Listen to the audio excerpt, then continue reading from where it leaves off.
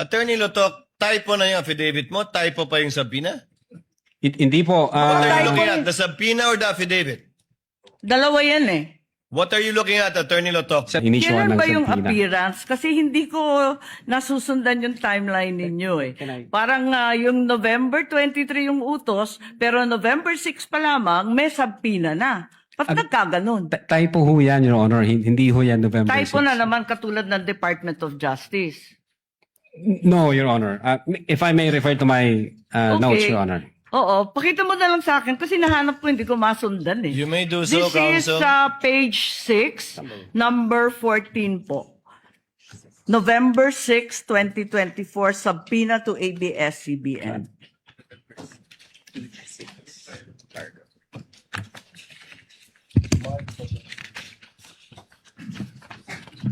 Yung subpoena mismo. The subpoena itself. The subpoena itself.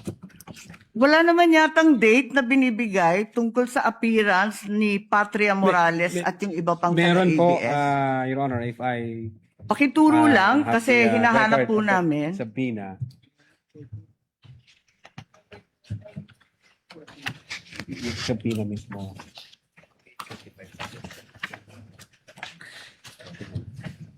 For information, the time of Senator Judge Marcos is over. Kindly... Yes, but he's still responding Of course, to the we same will wait for question the if you will response, allow. please. Siya po yung matagal, hindi tayo. We're only counting your the questions that you ask, not the answer. Neither are we counting the waiting time for the witness to answer. I-check ko lang po, Your Honor, para na Kasi yung mga sumunod na meeting, doon sa page 13, sa number 30, at sa mga sumunod, yung mga tinutukoy doon, yung mga media na nandun sa Zoom conference. Hindi naman siya yung ABS na humawak ng camera noong October 18. Iba naman yung mga tinutukoy doon eh.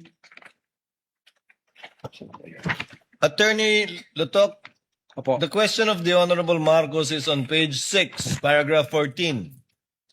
You said you sent us a subpoena on November 6, 2024. Unfortunately, because the annexes are not part of the document marked, it's not here. So the question is quite clear. If it's a mistake, then what is the correct date of the subpoena? If I can see the real subpoena, Your Honor. Kindly talk to the mic, please. Yeah.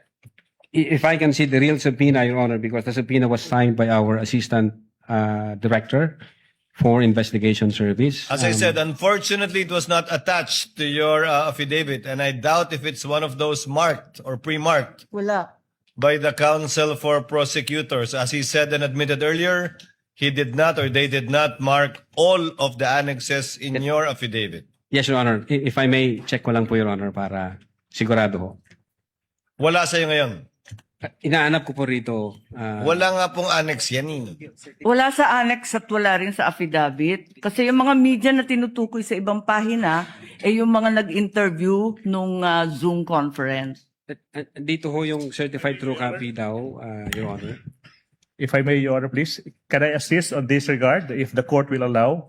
Only if you can produce a copy of the November 6 subpoena, counsel. Exactly, Your Honor. The documents are present. They are in the possession at present of the witness, Your Honor, please. They may not have been physically attached to the affidavit investigation, but they do exist in the records of the case as separate pre-marked documents, Your Honor, please. So Okay. it's here? Presiding officer, then is counsel saying that therefore the affidavit is defective or wrongful, and that November 6 is not the right date? What then is the right date of With the all due subpoena respect, to Your Honor, ABS? please, with all due respect, we object to the use of the term defective. Counsel, we shall await. Let the Yes. document speak for itself. Yes, Your Honor, please. If it's there. The witness is Yes, now it in the was the witness process. who said that it was a mistake, not me.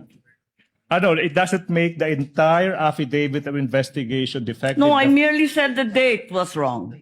Because that's what he said. Yes, Your Honor.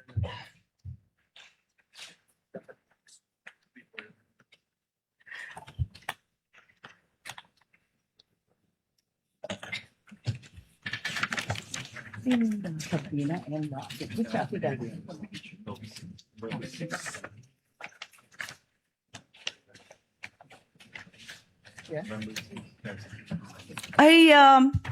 It's just been brought to my attention that, in fact, presiding officer, 2 documents were issued on November 6. Not only the subpoena to ABS-CBN, but further the affidavit of investigation regarding the October 18 press con. Can we please be clarified as to these 2 documents which don't seem to appear in the affidavit nor in the annexes provided? Let's first wait for the witness to answer the first question, Senator Judge Marcos. Okay. Yes, Attorney Lotok. If I may, Your Honor. Ito ho, ang subpoena, Duces Tecom, yung date ho ng appearance niya is December 11. Appearance po. Ang tinatanong yung Appearance. date ng subpoena. Date Attorney ng Lotok. subpoena, Your Honor, is 6th day of November 2024, which I believe this is a typo kasi magkakasunod ho ito doon sa mga inisyuhan namin na media personalities. Attorney Lotok, typo na yung affidavit mo? Typo pa yung subpoena? Hindi po. What are you typo looking yung- at? The subpoena or the affidavit? Dalawa yan eh. What are you looking at, Attorney Lotok? The subpoena, Your Honor. So the subpoena is dated November 6. Okay. This- And the affidavit also is November 6. Dalawang typo carried over. Asan yung affidavit? Hindi ko pa nakita, ma'am, yung affidavit na November. Your Ikaw affidavit ang says pumirma November eh. 6. Pero patingin ako ng affidavit. Yung affidavit of investigation mo na binigay, pati I-check yung ko po, amended, carried over din. Yung first draft na rineject ng DOJ, yung ikalawa, parehong November 6. Saan? Ito na nga. Pirmado ninyo eh. Page 6, Counsel, paragraph 14 of his affidavit of investigation.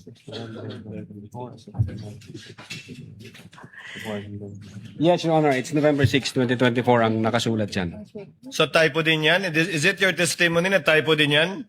I believe so, Your Honor. Kasi ang intention namin dyan is 11 December 2024. Anyway, Senator Judge Marcos, the document will let the document speak for itself. That would be the best evidence of it, if at all, of the dates Thank you. of either the subpoena and or the affidavit. Yes, presiding officer, just to provide our witness a chance to correct himself for the documents, sa palagay mo, ano yung tamang date kung mali yung November 6?